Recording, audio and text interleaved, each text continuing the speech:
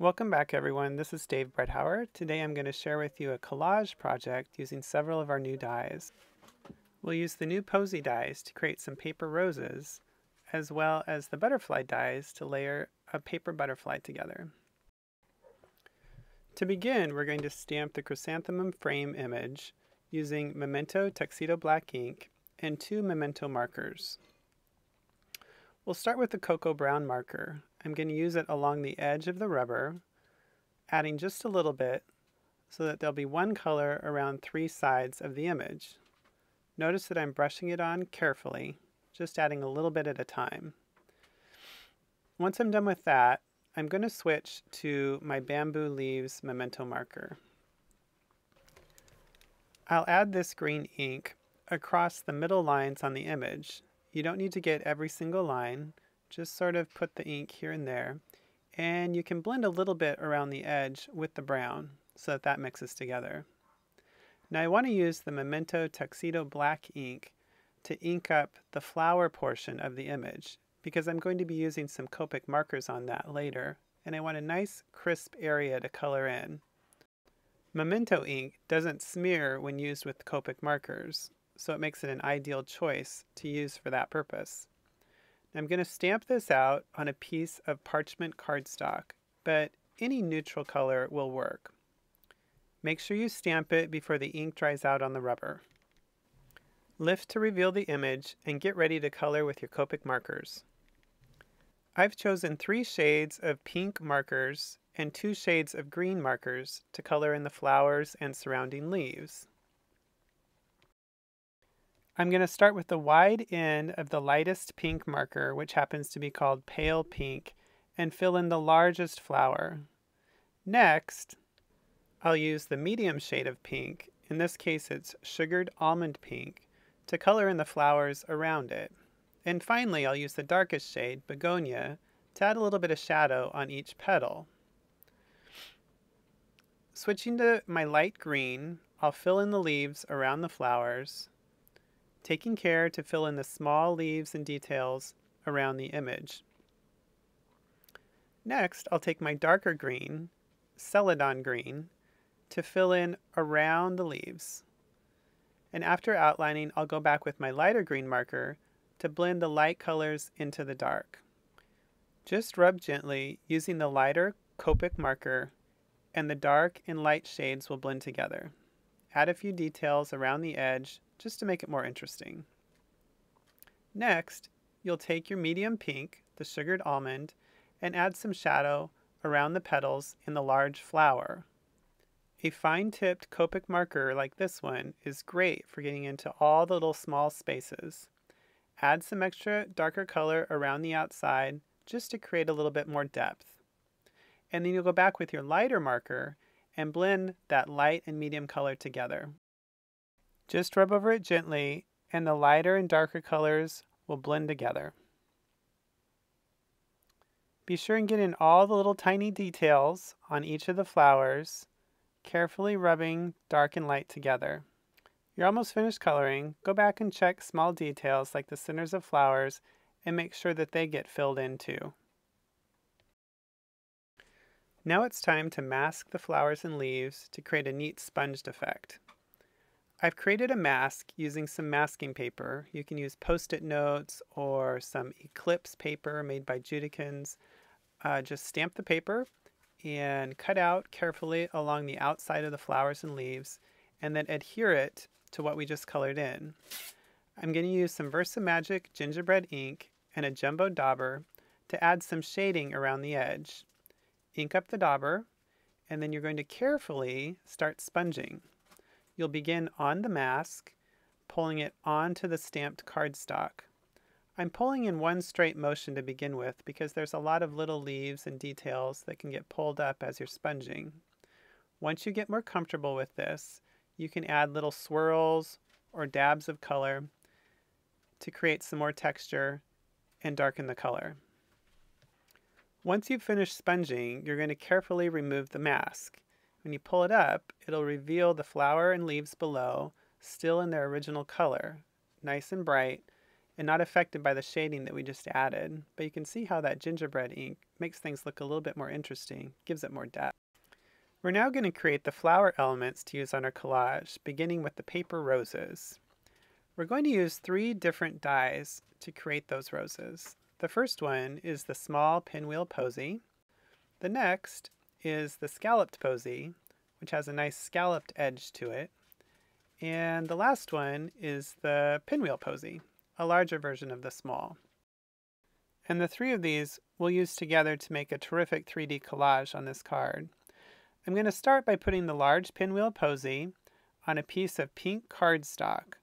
I'll put it on my Big Shot, plate on top, and run it through. It cuts really well. There's no need to put a shim on there. And you'll see when you lift it, it comes off real easy. Little spiral of paper comes out of there, and that's the finished piece. Now you just have to continue making flowers using different sizes of dies and different shades of paper to make 5 or 6 roses. I'm going to use some Versamark ink to create a sticky surface on the paper roses before we twist them up. Take one of the roses, put them on a scratch piece of paper, and ink it with Versamark ink to make it nice and sticky. Next, you'll use a tool called a Quilling tool to twist the rose into a nice curled shape. Take the end and carefully insert it across the paper rose into the smallest portion of the cutout flower and begin twisting. I'm going to start by twisting it on a flat surface so you can see it, but you might find it easier to twist it upright in the air, and you can use your fingers to shape the rose as you twist. Keep it tight, and as you get to the end of the rose, secure it and carefully pull it off of the Quilling tool, and you'll have a nice curled shape to work with. And here's an example of a Scalloped Posie, almost completed. Next we're going to edge the petals. Remember that we stamped some Versamark ink onto the paper before we curled it up. Now we're going to carefully dip that rose into a pile of plain white embossing powder. Since the paper is still sticky, that white embossing powder will adhere to the edges of the rose.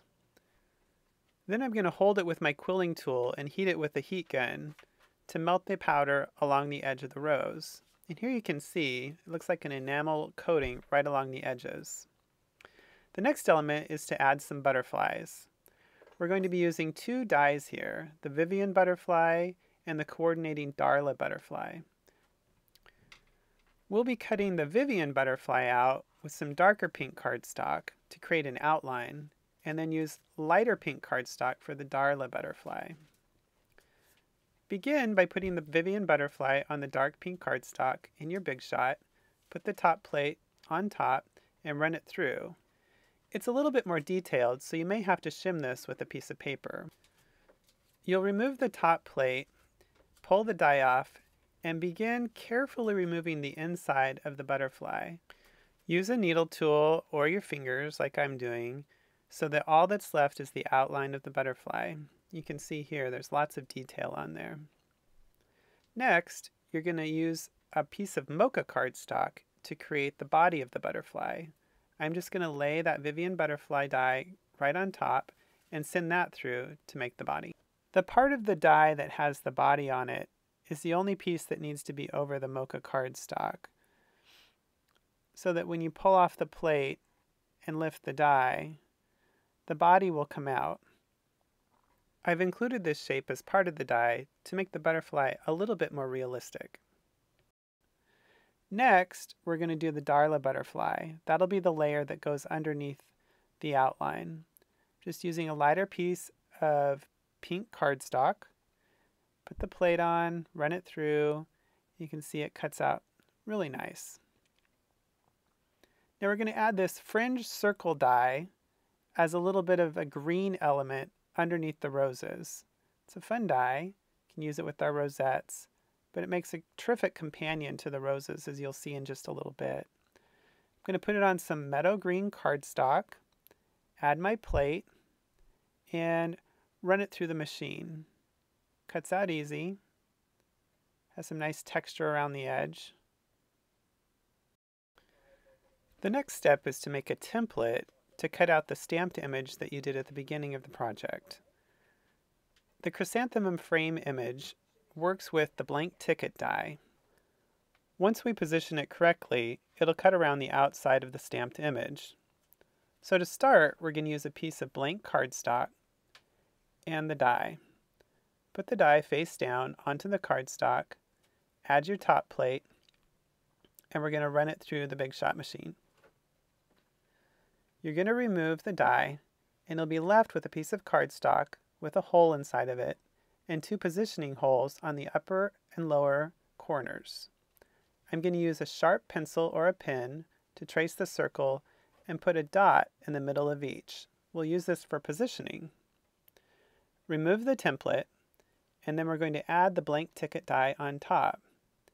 Now you have to carefully put this die in place so that those penciled marks line up directly inside the holes of the die. Then take some tape and secure the die right to the cardstock so it doesn't shift as you run it through the die cut machine later.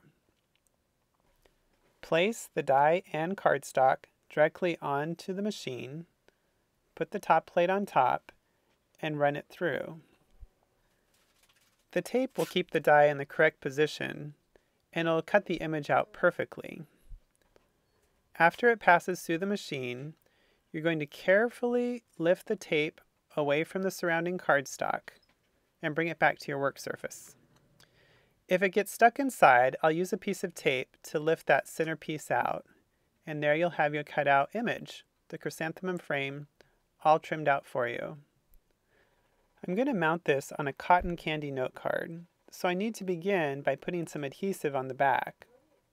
I'm going to use my ATG gun and make sure that I get adhesive all around the corners and the edges of this piece.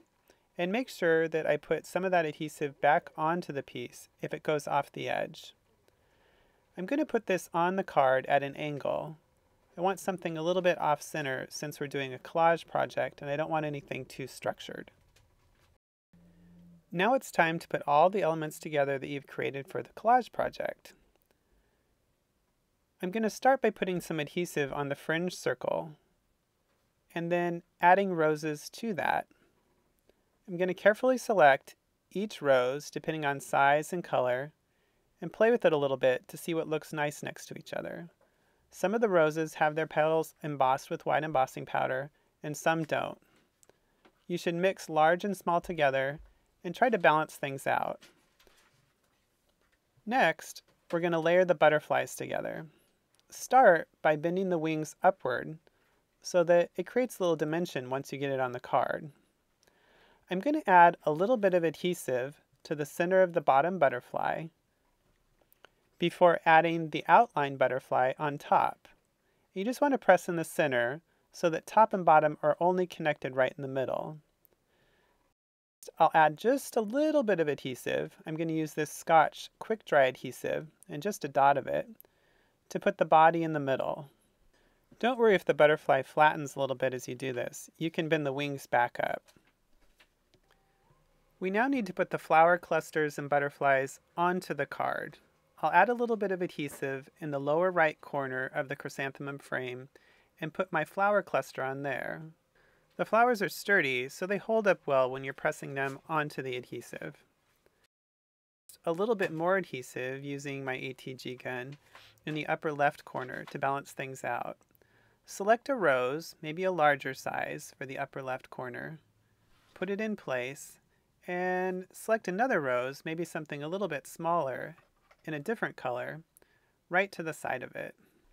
I've left an opening in the middle for the butterfly, so we're going to add a little bit of adhesive there and stick the dimensional butterfly right in the middle. Bend the wings up and separate the tops and bottoms to make it more interesting. And then just press right in the middle so that the wings stay lifted up off the page. The last step is to add a little sparkle to the flowers. I'm going to take some clear glitter glue and trace along the edge of each curl on the roses. Put a dot of glitter glue on it and then go back and spread it gently along the edge. You don't need to get every single surface, just here and there. Add some clear glitter glue to the paper roses in the upper left-hand corner as well, following the spiral towards the center of each flower. Trace along the outline butterfly, going along the die shape, just barely putting any glitter glue on as you go, following the shape of each wing. Once you finish adding the glitter glue, allow to dry completely. I think you'll really enjoy making this project. The butterfly and paper roses add a lot of three-dimensional texture to the card and make it more interesting than a regular old flat card. Once you're done, you might have a hard time giving this one away. Thanks for joining me today, and I'll see you next time for another fun project.